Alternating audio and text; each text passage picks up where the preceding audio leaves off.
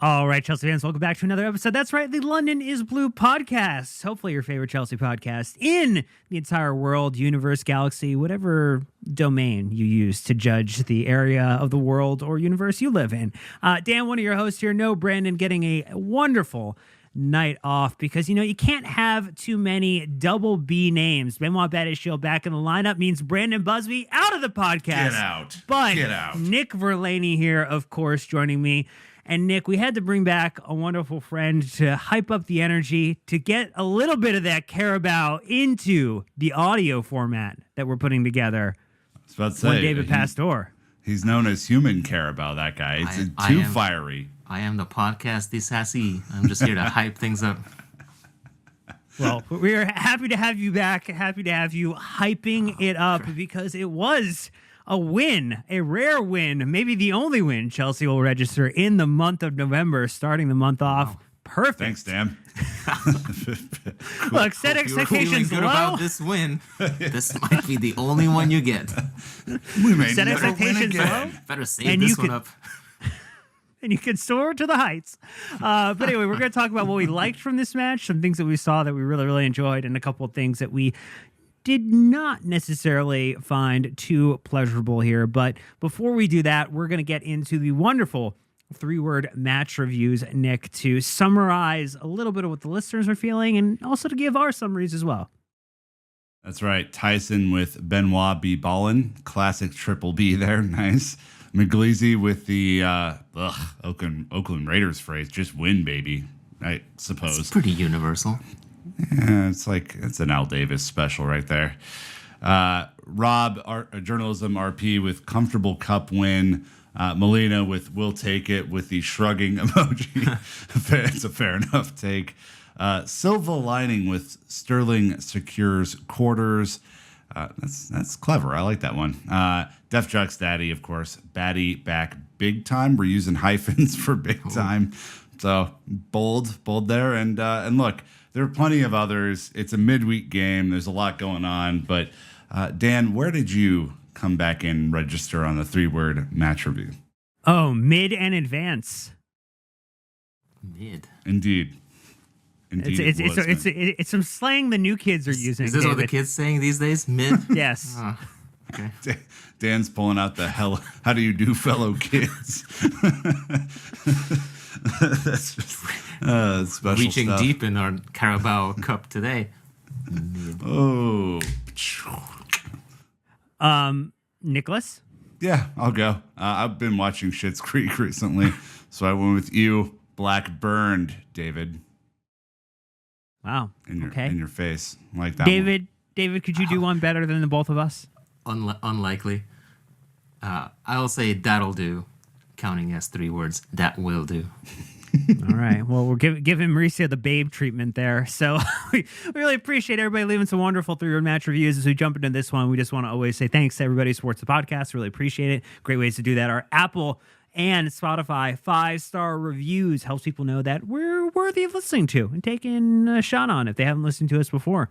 You can also support the podcast by going to YouTube, subscribing, and then hitting the bell icon to get notified when we drop new videos. It's a great way to help support the podcast. So we pushed our 30,000 subscribers there.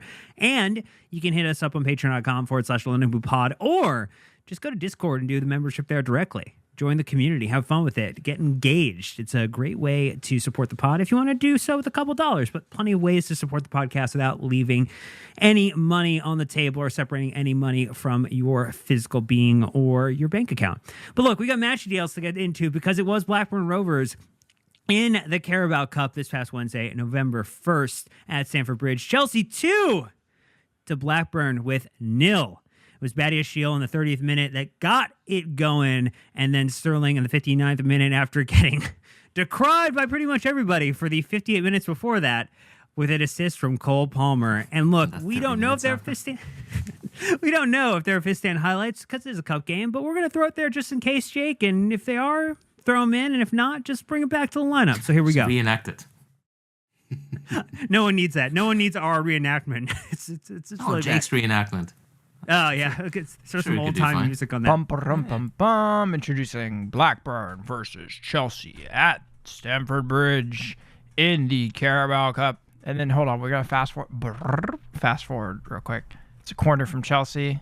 Cole Palmer on the corner, plays it to Conor Gallagher. Conor Gallagher goes beast mode, says, "Get off me, get off me, get off me." And he like plays on a ball straight to the keeper, and the keeper is playing tips. You ever played that game tips with the volleyball? Tips it straight to Badiashile. It's in the net. That's easy. And then the second goal was all like Cole Palmer plays in the worst cross you've ever seen, and then their keeper catches it, and then he is all like, "All right, right back, full back, good luck," and he just handed him the ball with like 6 Chelsea players there, and he was doomed. And then he tried to run out of it, and Cole Palmer was all like, "That's mine."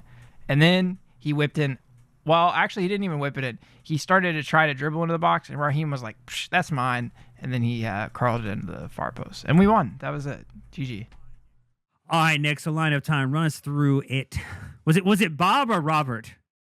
We're gonna go with the Robert for the foreseeable future here. Okay. And that's fine. Robert Sanchez in between the sticks, kind of surprising because we thought we might see Petrovic come in for this one, but Robert remains. Mark Cucurella at left back. Benoit Badiashile making a triumphant return to the lineup after being out for quite some time.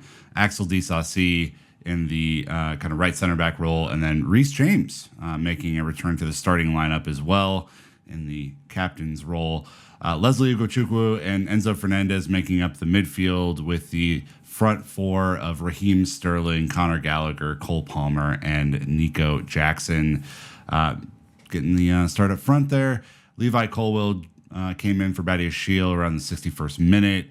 Malo Gusto came in same time for Reece James. Moises Caicedo for Nico Jackson. Alex Matos getting another quick appearance in the Carabo Cup for Enzo. And then Noni Madueke coming in for Cole Palmer. Unused subs of Petrovic, Ian Matson, Leo Castledine, and David Washington. Poor Leo. He would have liked to seen both of the individuals and him and Matos get some minutes there. It just was not meant to be. Top line stats, we had 64% of the possession to their 36%. 22 total shots with 7 on target to their 7 total shots with 1 on target. 11 corners to their 4. 2 offsides apiece. 9 fouls to their 11. 0 cards, surprisingly, to their 2. Big chances, 1 to their 0. 1 big chance missed, and then 1 hit the woodwork. We had 13 of our shots inside the box, 9 outside, and 1 goalkeeper save to their 5. XG on the match was Chelsea with 1.48 to the 0.67 for Blackburn. No random stats, because the stats people don't care about the cups. They don't put out any cool stats. Was there an NPET shithouse moment of the match? I don't think so, but nothing really stood out to me in this one. It was kind of like an oddly paced, kind of like 3/4 speed match for a lot of the game. I don't remember there being anything necessarily super shithouse in there. David, do you? I think the feeling was that both teams could have done without this game, even though we really needed the win. But I think Blackburn couldn't really give, a rat's behind about this game. So I don't imagine they certainly played like it, It was nice. All right, so no random stats, no shithouse moment in the match. It was just a little bit of a Carabao Cup with run-if over dead rubber type of experience. But we're going to get into what we liked about this match, because there were a few things that were very enjoyable right after this ad break. So stay tuned, we'll be right back. All right, Nick, I created a list because I thought that people might not, over the 90 minutes, and potentially the way this game ebbed and flowed, that maybe people wouldn't find a lot of positives. But I found some. I want to start with one you mentioned earlier, Reece James being back.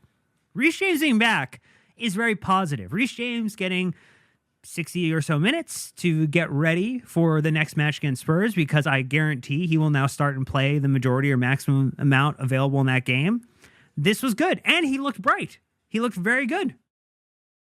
Yeah, I thought he looked pretty good. Again, I thought it was notable that for the first 25 minutes that his kind of close shot to the far post, kind of that little worm burner shot, was our best chance on target, him coming from right back. And that sums up a lot of what both he can do and what the team wasn't doing at that point to kind of create chances.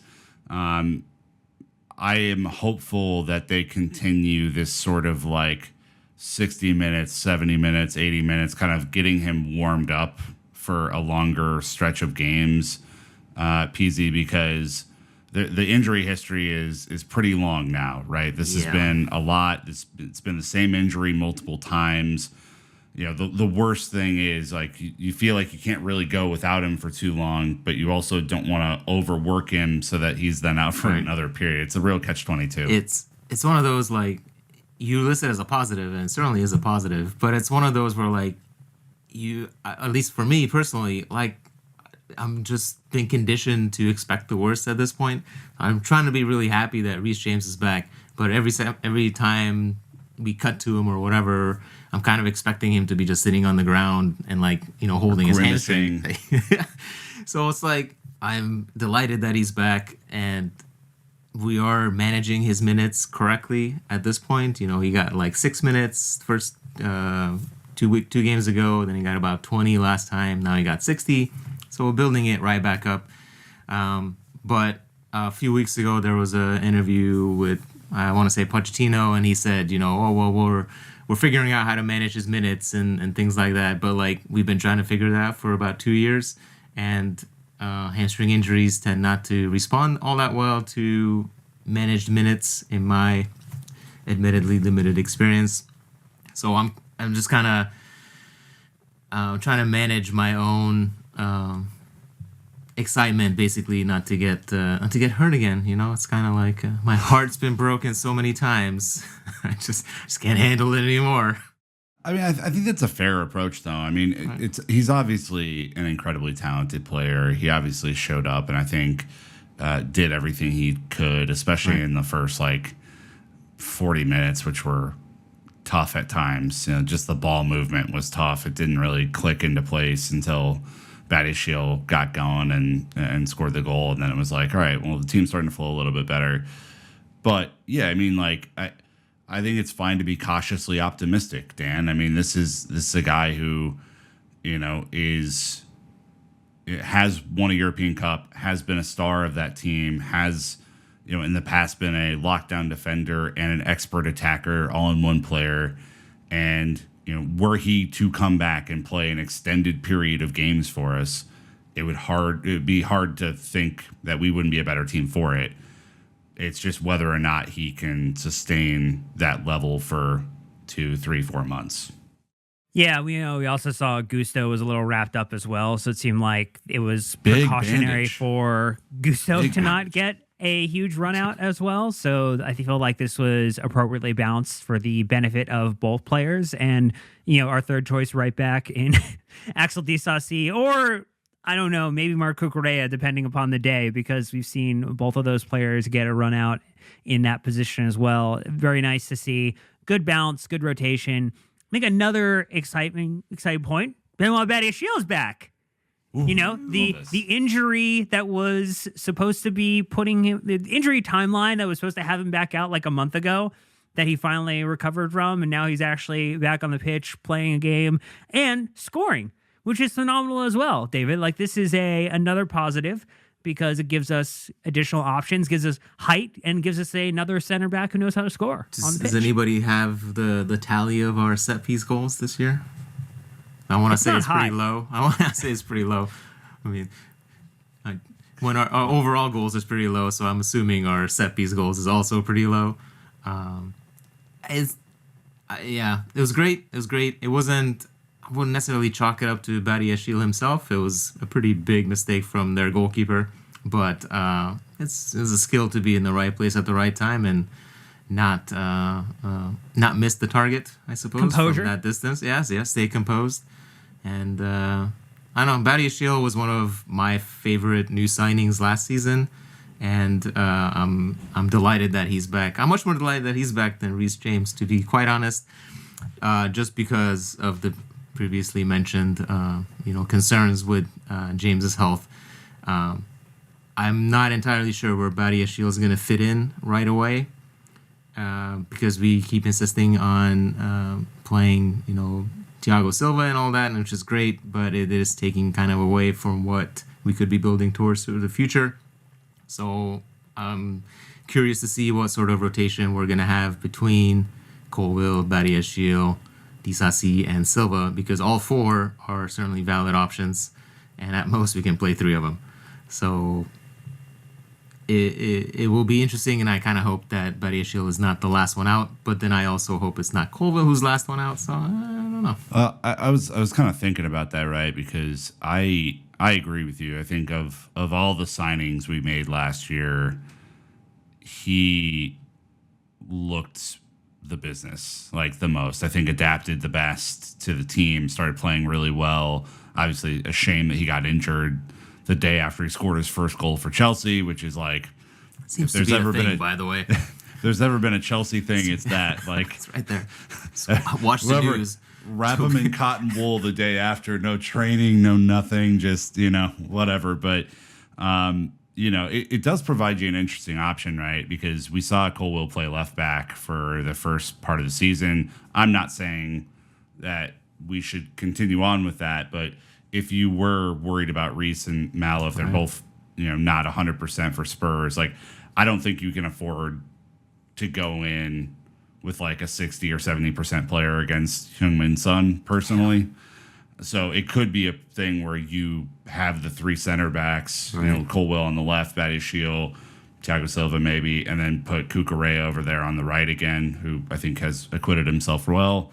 I don't know, but I agree with you. It's going to be an interesting shuffle of these sorts of players because I think he's so good on the ball. He's so classy with his passing and his range. Like, I really like him. I think he's a good player. Well, in Thiago Silva and Levi Colwill, you have two players, one at 900 minutes in the Premier League so far in Thiago Silva, and 889 minutes for Levi Colwill this season. So they do seem to be the undroppable individuals in our This was the defense. first game that Colwill didn't start all season, so I would presumably his position is not under any question. But then again, the other two have barely missed any time as well. So, Badiashile might, through no fault of his own, really, he might be in for an uphill battle here. You also could go a Levi Colwill, Thiago Silva, Benoit Badiashile, Axel Disasi back line and call it a day. The four center backs with two masquerading as fullbacks is just where I want to be. Dan just want to see the world burn.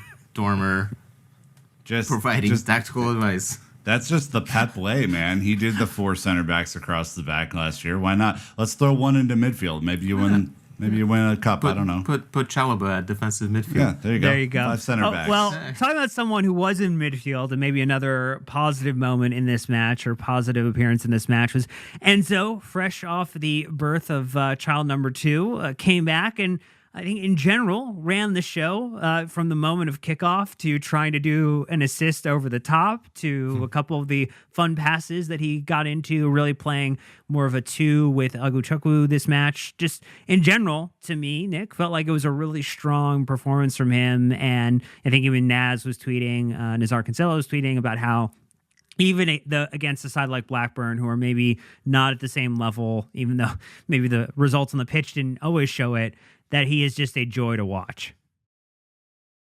Yeah, I mean, if he plays like this, what I liked about today's performance is that he started taking chances again. I think when you reflect back to the Liverpool game at the start of the season, when I think we all agreed that he was our man of the match, and the way that he played against them, it was because he was taking chances. He was starting to play those lob balls over. He was starting to break lines with some of the through balls and stuff like that. And, for me, that has to be a calling card of what he does consistently, because he's not a defensive midfielder, right? He's not really a ball winner. He's not really a box-to-box player in like the traditional sense.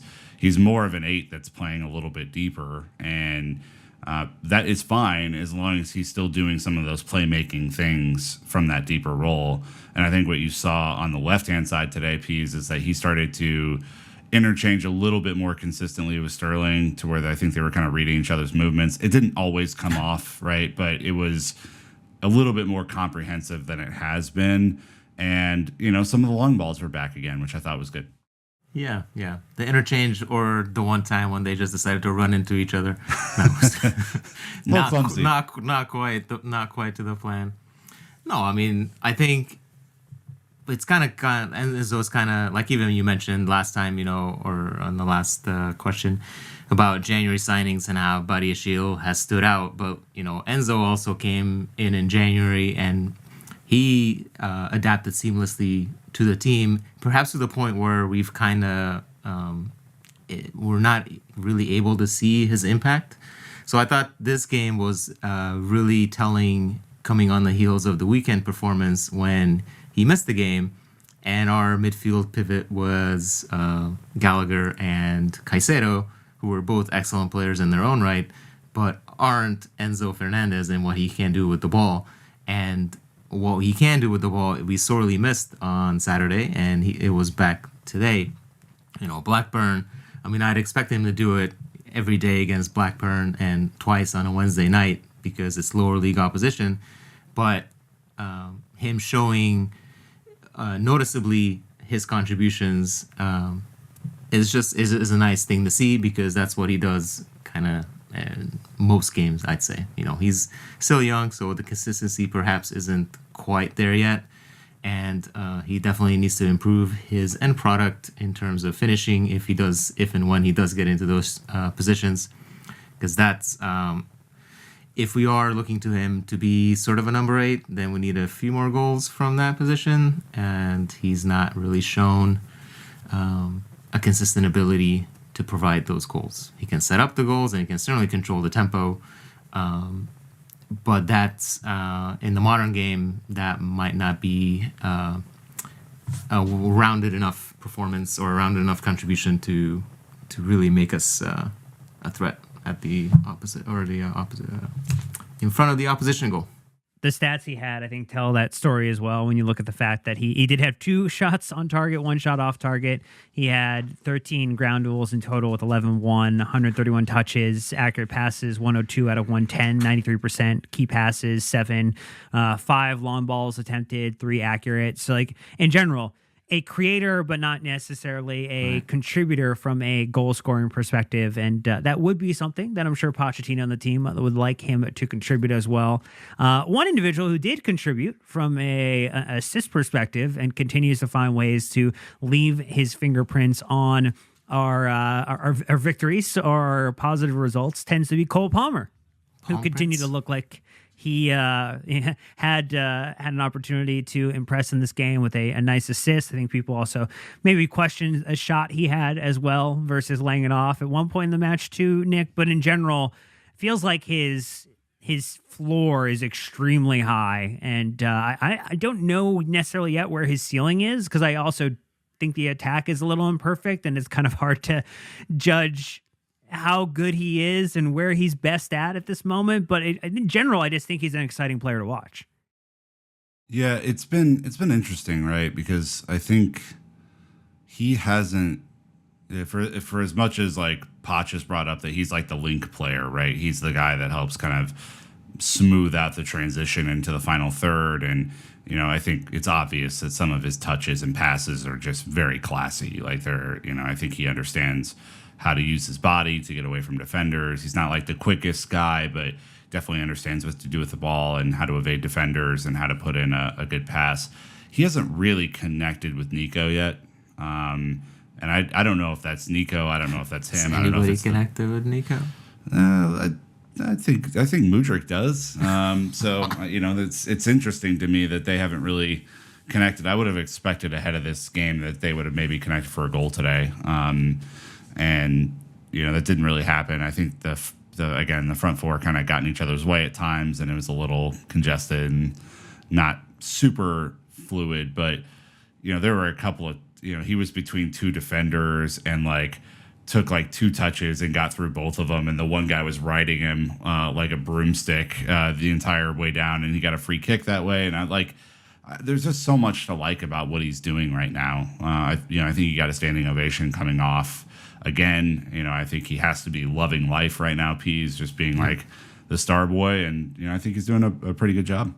I think whatever was the recent headline that said he went from an afterthought or whatever to the star of the show, and I mean that's pretty accurate right there. just another random signing in the waning hours of a transfer window that saw a lot of random signings already. And, everybody was like, who is this guy? Why are we signing this guy? And I guess he's showing why we signed him. I don't know if that was like plan A, B, C, or just some random number that they pulled out of a hat. But he's, I would say he's been as good as advertised, but he was not advertised at all. So he's been a pleasant surprise, let's put it that way. And let's hope it continues. I mean, it's one of those where I think we're going to end up at the point where he gets overhyped and then he maybe has a couple bad games and then suddenly, online You telling me you've seen this script before, Peace? Yeah, not at all. I'm just shooting in the dark here as to what might happen. But, it will be interesting to see, or telling and instructive to see what might happen when he maybe has a couple bad games and maybe he doesn't start, or other people take his place, and how he might respond to that.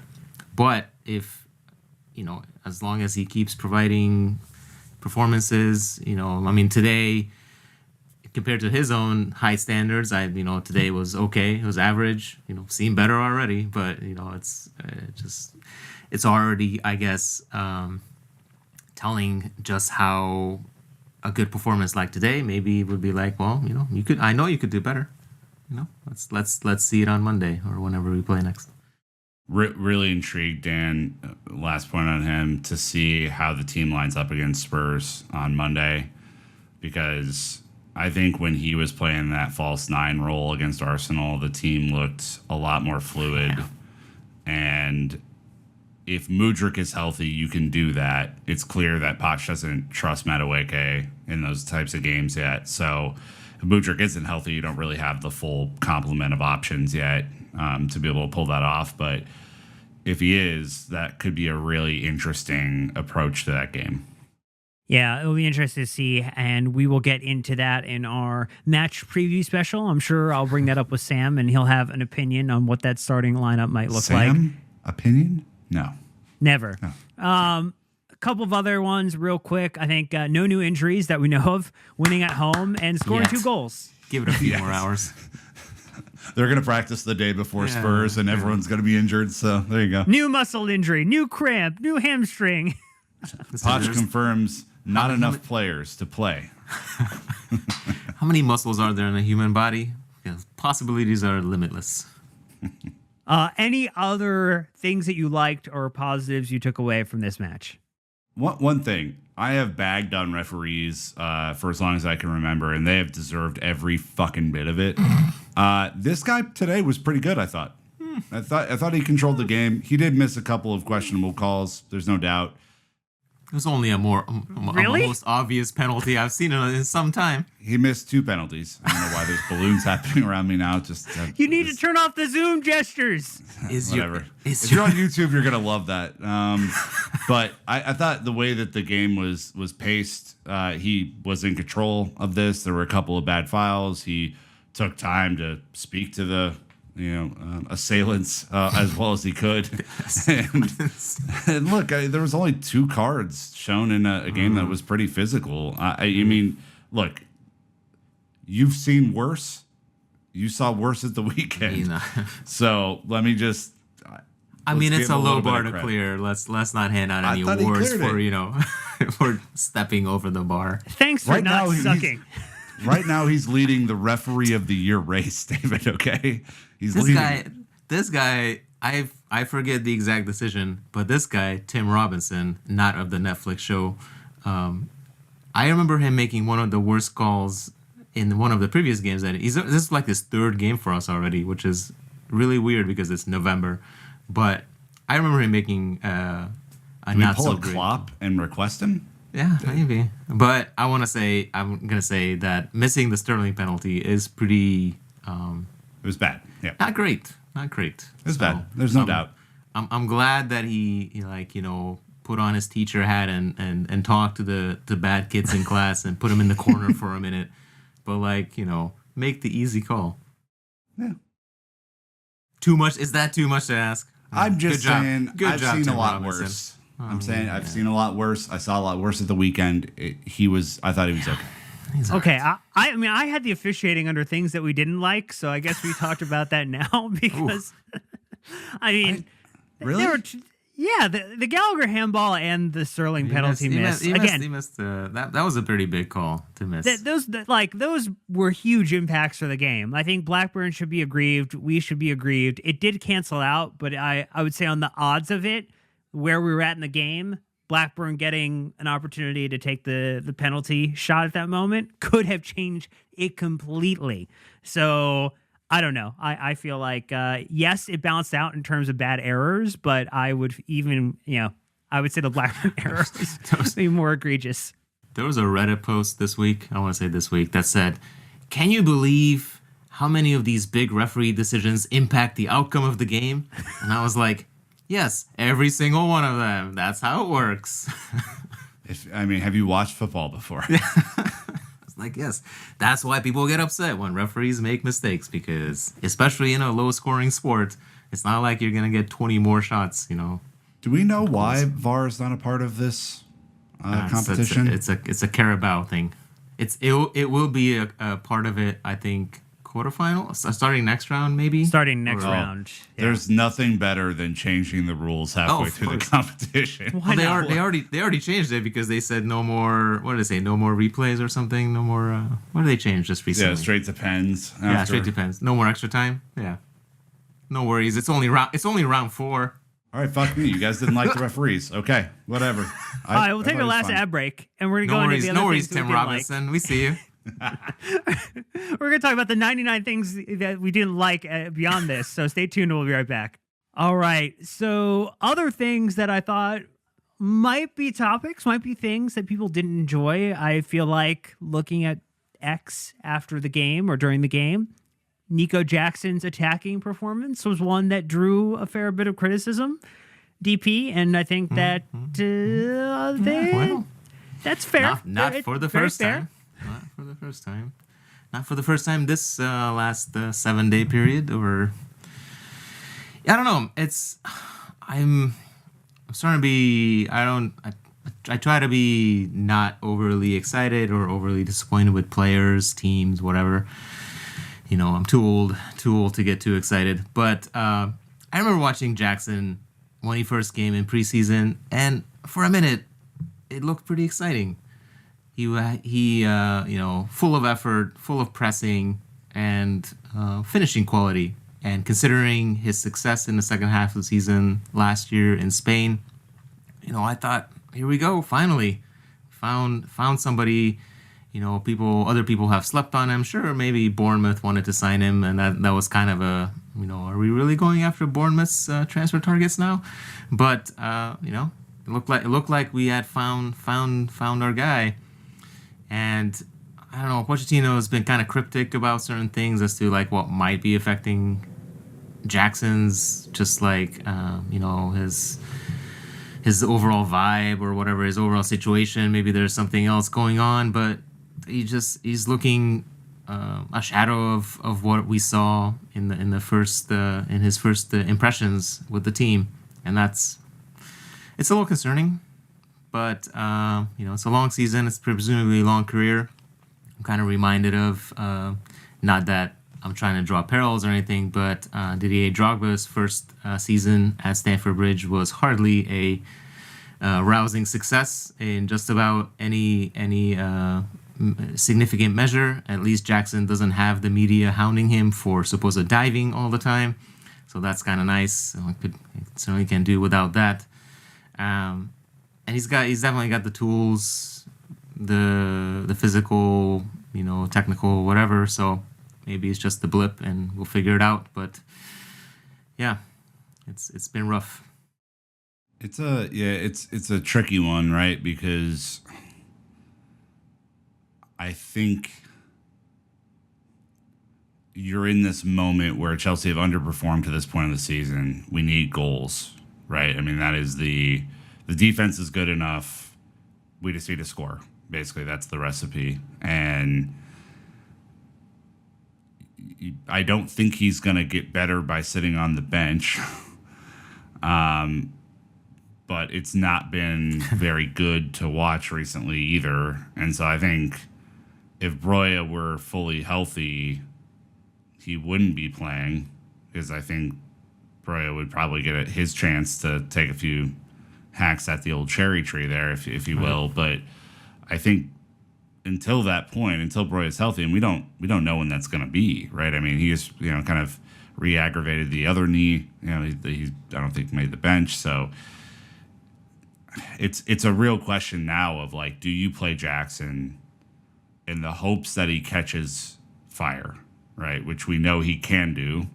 Fits and starts. He will go on a 7-8 match run of scoring and then go off the boil. It would be really nice if he went on a 7 or 8 match scoring streak in this stretch. Starting right now.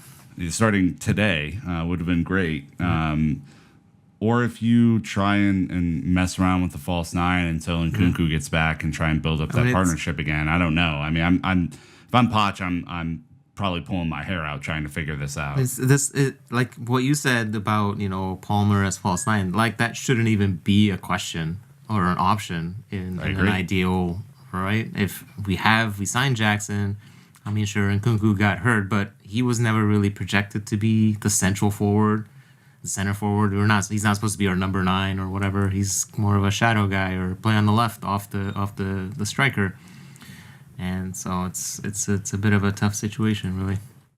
I guess, if you're looking at things that are positives, so if you're trying to say like, hey, it's maybe just not coming out in the wash at the end result of the goal, but like, are the underlying behaviors going to or heading in the direction of producing a good result? Is that, see, he is doing more in this season at Chelsea than he did at Villarreal last season in terms of shot creating actions and shot creating actions per 90. So he's at 27 and FB Ref does not have anything related to tonight. And he did have a couple of opportunities. So we'll add a few more here and just say it's around 30.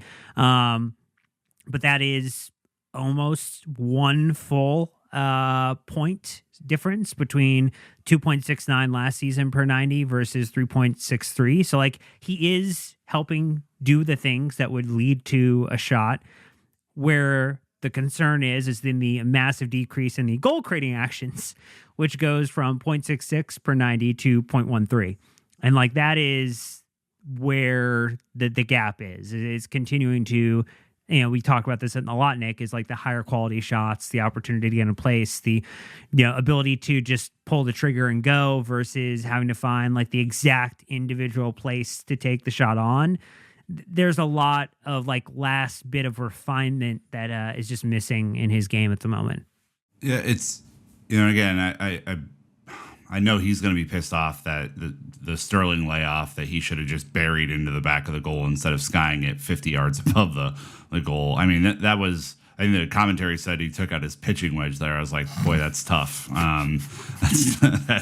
That's tough to hear. That's not really what you're hoping for out there. But, I think Poch really has a decision to make. I mean, this stretch that we're coming up against is the toughest of our season, right? For us to pull points out of this is going to be a real battle. So he's going to have to go with the hot hand. And I think right now that is in Jackson. It's not to say that he won't play a huge part in this, but he may not start every match here. He may be coming off the bench or something like that to try and make an impact. So we'll just have to see. I mean, it's of all of our positions and depth chart options, this is probably the most puzzling one of everything. Well, how about continuing that puzzle and, no front of the box for Pochettino to build off of when it comes to our attack, but the two sides of Raheem Sterling, the Raheem Sterling that curls a wonderful goal into the back of the net to put us in a very comfortable position this match. And then the Raheem Sterling who slows down to half speed on a potential breakaway opportunity. Like, Nick, this was just a very bizarre performance, but it also feels like exactly what happens where it's like, oh, yeah, didn't necessarily play a perfect game, but I got a goal. So good. Yeah, he's really riding that striker's line on this one. It was frustrating to watch him play today.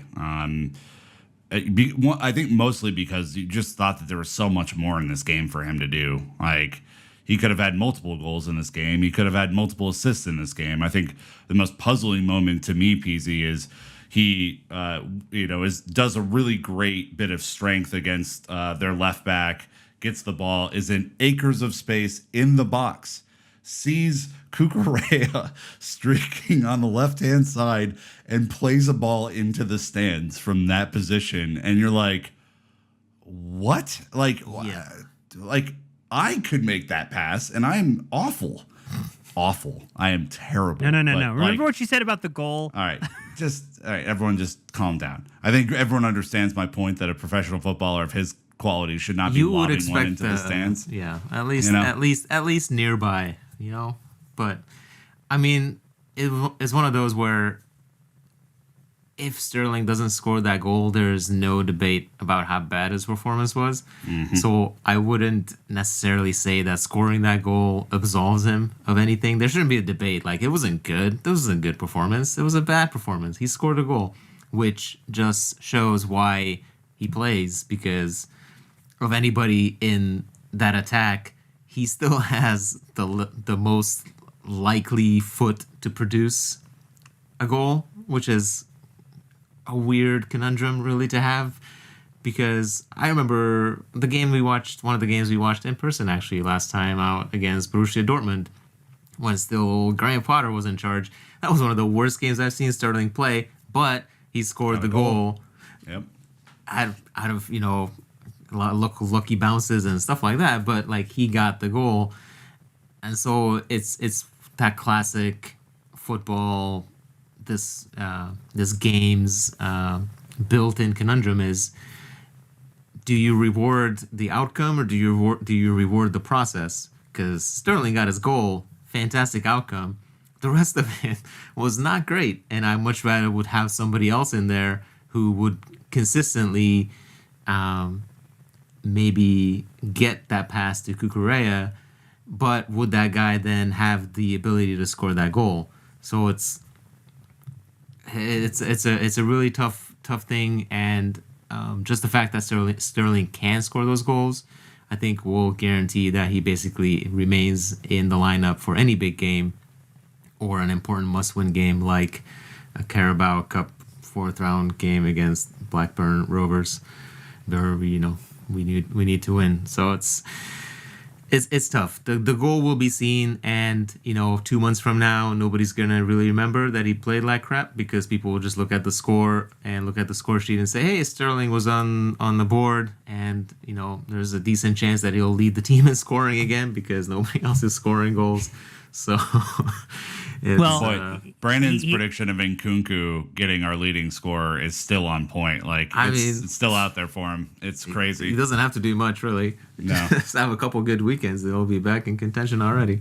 One hat trick, and he's leading the team. Now, he would need one more, because at this point, Raheem Sterling at 4 goals is our leading scorer, with Nico Jackson at 3. Lead, really, at this point. Cole Palmer with 2, Mikhailo Mudryk with 2, and then a few individuals with 1 goal apiece. But yeah, it is slim pickings. Any other things that we did not like about this game? I would like to say, on a positive note, Raheem Sterling is good for 1 amazing performance per month.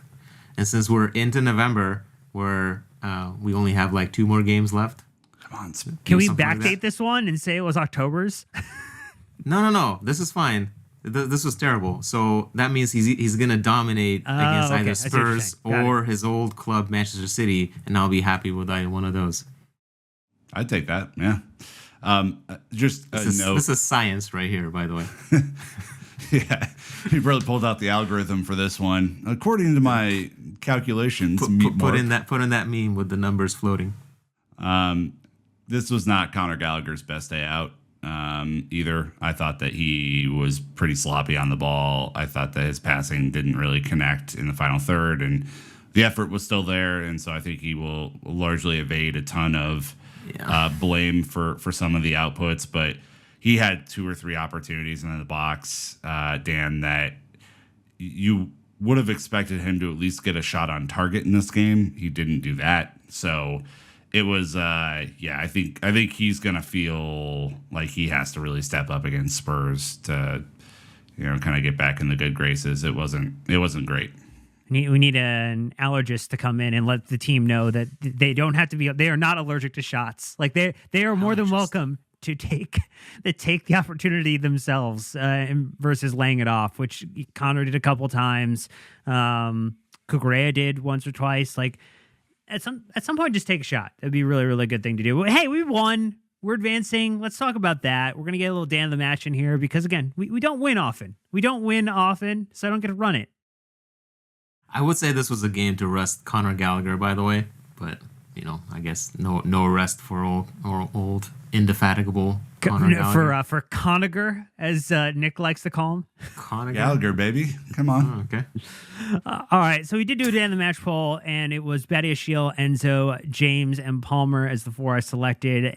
Palmer surprised me. 46% of the vote going to him, 35% going to Enzo, who I thought was going to be the individual that walked away with it. 16% for Badiashile and 3% for Reece James. Probably the lowest ever for Reece James on a poll that he's been included in. But did I get this wrong? Did I miss a name on here?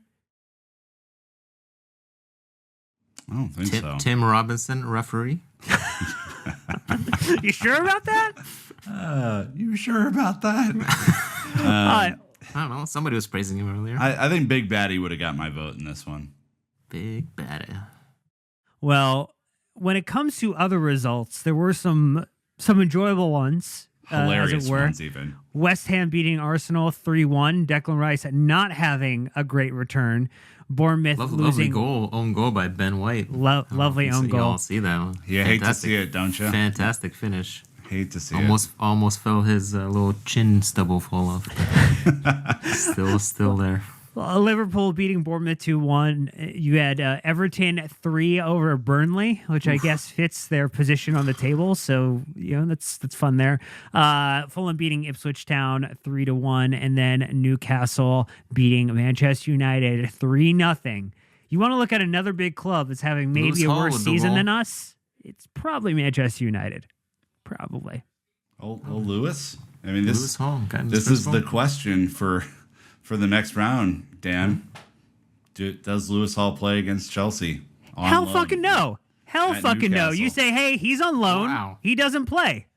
You say no. Is he done. Technically on loan, though? Yes, he's technically on loan. You don't let him start. That's garbage. Absolute garbage. I'm pretty sure we've allowed loanees to play against us. I'm sure we have, but it's a dumb idea. If he was coming back in the future, we're going to get petty now. He's not coming back. That's going to be a good look. Hell yeah. Against Newcastle, I'm all for petty. We gotta when they go low, we go lower. Baby, there's room below here. That's all I'm talking about. Fit right in. Newcastle with their ex-Chelsea fullbacks, by the way. Lewis Hall and Tino Livramento, man. Yeah, good for him. Look, when they go for knees, we just pull the ground out from underneath them and let them fall into the pit of spikes. That's what we're going to do, okay? The draw, though. That got dark. Jesus. It did. I just want him to lose the game. I don't want him to die in the pit of whatever Spikes? pit. Stakes. Look, Stakes. Everton versus Fulham, Chelsea versus Newcastle, Port Vale versus Middlesbrough, and Liverpool versus West Ham United. Come on, Port Vales. The draw. What? How did Port Vale get Middlesbrough here? Because narrative. Yeah, because oh of my God. Look, on this though, just to be real, if Chelsea do beat Newcastle, which, take however much of a percentage you think that's going to happen or not. How low can we go? You only got one big bad left. Port Vale? Yes, it's Port Vale. Okay. That is correct. It's West Ham United, obviously. Liverpool is the only other kind of big team than Chelsea and Newcastle in this. So, you're pretty confident of beating the winner of Everton Fulham, I think, and then see what happens after that. Yeah, you'll be getting players back and healthy. The bracket's not set, though, right? In case we... The bracket is not set now. Oh, it isn't? Okay. Sorry, that's on me. Okay, for a second I was like, sweet. Yeah, that would be nice to kind of take into consideration. I mean, you do have the fact that there are more games that Newcastle are going to have to play They do have additional Champions League games they have to play between now and then. They do have some injuries as well, so they're dealing with a little bit of an injury bug. And maybe, even though this kind of is just going to kill the December set of fixtures again, because why not? It ends up on the 19th of December, time to be determined. Smack in between Chelsea hosting Sheffield United on the 16th and going away on Christmas Eve to Wolves is this match at Stamford Bridge. Yeah, that sucks. That's a bad beat. I guarantee you when they do kind of set the bracket, we'll be with Liverpool and West Ham on that side. That's just the way that's going to go. Chelsea, Port Vale in the final. There you go. Yeah. Give me the Liverpool rematch and let us have a striker who doesn't get adjudicated to be offside, even though they were onside by lines. That's what I want. That's a deep cut right there. Opening up old wounds. Classic. There's a lot of pain. There's a lot of pain I'm trying to work through here. But I think that's going to do it for this episode, because we have gone through everything that we could find to talk about with this midweek match, a win against Blackburn Rovers. Nothing to talk about. DP David Pastor from We Ain't Got No History, thank you so much for joining us to chat about this. Any last comments, shout outs, mentions? No, I was unprepared. I have no shout outs. You don't just keep a list of shout outs? Visit our website. Man. I don't. All right, well, that's going to do it. No Brandon Keep Busby. tuning into London is Blue podcast. keep disrupting the normal flow of operations. That's what's going to be. But that is going to do it for this episode. We got more content coming your way this week, including a preview of the Spurs match on Monday. That's right. We get to play on Monday. Glorious again. Have to try to figure out how you adjust your work schedule potentially to make that happen. So good luck to all who have to do that. But until next time, Chelsea daylight fans. Savings? No, it flips. It flips this week. It's a 1 week difference between the two, and awesome. the UK is already advanced. So that's gonna do it for this episode, Chelsea fans. Now with your update on time saving within the US, you're gonna know what to do. Keep the blue flag flying high.